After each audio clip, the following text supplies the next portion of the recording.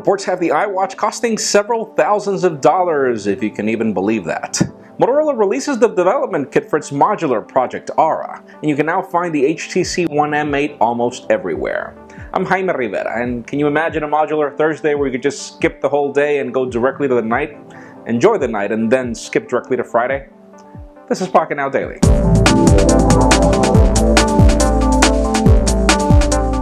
Let's begin today with the official news, and yeah, I know a lot of you out there are out for the HTC One M8 to rate your carriers. It's been available online, but only exclusive to Verizon in stores as of today. Now you can pick it up on AT&T, Sprint, and you can even pick it up on Best Buy for the same prices that you already know. So for those of you that are out there trying to get the M8, got a lot of great points in our review, and there's a reason for that, so go to the store, check it out.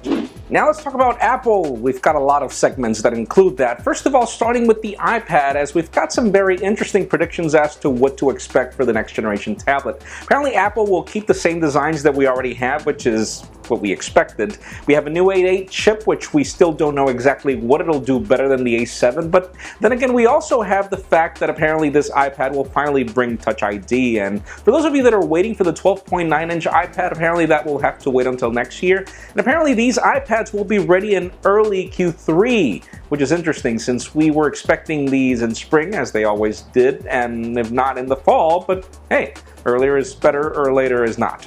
Now, this same source that talked about the iPad also talked about the iPhone, and the news were so separate that we just had to separate the segments. Apparently, the iPhone 6 will come in the 4.7-inch and 5.5-inch models that we talked about, but this is really interesting. Apparently, for example, the first device will retain the 320 ppi that we currently see already in the current generation iPhone. So it's just going to be a bigger bloated phone with the same aspect ratio, so apps won't have to be designed again for it. But the 5.5-inch iPhone is rumored to have a 1080p display. So for the first time, it seems that Apple would abide to a standard and give us a 401 pixels per inch display with this device. But even more interesting is that we were expecting Sapphire to make it to these phones, and apparently Apple won't have enough Sapphire for the production that they're expecting. It seems that they will only provide this cover for the higher end iPhone models, which would be the 64 gig model and up if there is. So stay tuned. We do hear more rumors that both phones will be separate. One will be launched first and the other one later. We'll see why. Now let's talk about the iWatch, as yes, these credible sources are also talking about the wearable. Apparently this will be the biggest product launch of the year for Apple, and apparently it'll happen at the end of the year, not mid-year as we were expecting with iOS 8. But very interesting, we have a 1.3 and a 1.5-inch model to very different sizes. Obviously there are women and men out there, you know. Other smartwatch makers. And really interesting, apparently this phone will have an AMOLED display that's also made out of sapphire. And well, it seems that Apple will focus a lot on fashion aside from fitness, but it seems that one of these devices will cost thousands of dollars, as Apple plans to make this a fashionable product and not necessarily just a tech product.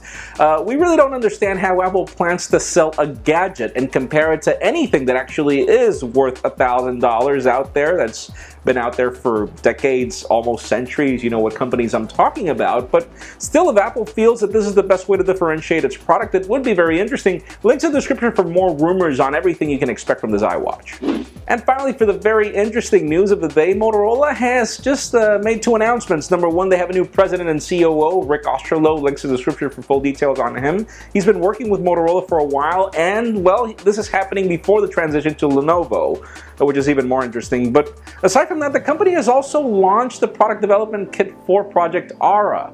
For those companies that are willing to build accessories for project-ara, this is the whole standard on how to do things, standard operating procedures, etc.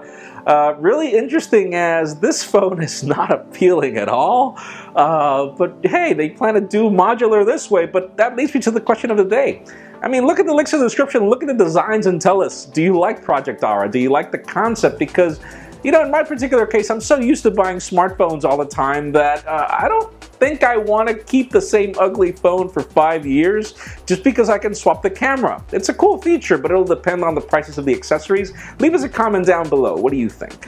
And friends, you know the drill. If you want to get the news earlier before this video is filmed, make sure you follow us on Pocketnow.com and subscribe to our YouTube channel as well. You can also follow me on Twitter, Jaime_Rivera.